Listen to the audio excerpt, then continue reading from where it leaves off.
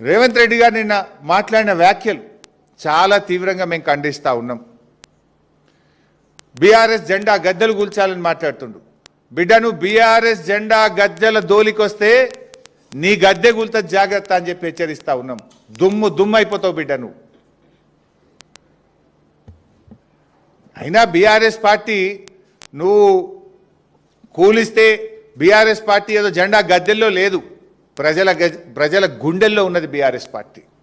BRS party జెండా గద్దెల్లో నువ్వు కూలిస్తే పోయే పార్టీ కాదు. తెలంగాణ ప్రజల గుండెల్లో పుట్టిన పార్టీ బీఆర్ఎస్ పార్టీ, ప్రజల హృదయాల్లో ఉన్నటువంటి పార్టీ బీఆర్ఎస్ పార్టీ. ఈ హౌలా మాటలు బంద్ చేయి, పిచ్చి పిచ్చి మాటలు బంద్ చేయి. 6 గ్యారంటీల మీద దృష్టి పెట్టు. నిన్న కేబినెట్ మీటింగ్ జరిగింది. రాష్ట్రంలో రైతులు ఆశగా ఎదురు చూసినారు. సంక్రాంతికే నువ్వు రైతు బంధు ఇస్తామని ఎదురు చూశారు యాసంగి పంటకు.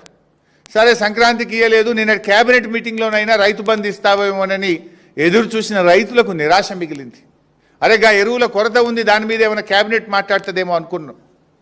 రైతు బంధు గురించి ఒక ప్రకటన వస్తుందని ఎంతో ఆశగా ఎదురు చూశారు రైతులు. కానీ మేడారంలో జరిగిన కేబినెట్ మీటింగ్లో రైతు బంధు ఊసే లేదు, ఎరువుల కొరత గురించి చర్చే లేదు, పిల్లల ఫీజు రియంబర్స్మెంట్ గురించి ఇలా 20 లక్షల మంది పిల్లల జీవితాలతో ఆడుకుంటున్నాడు.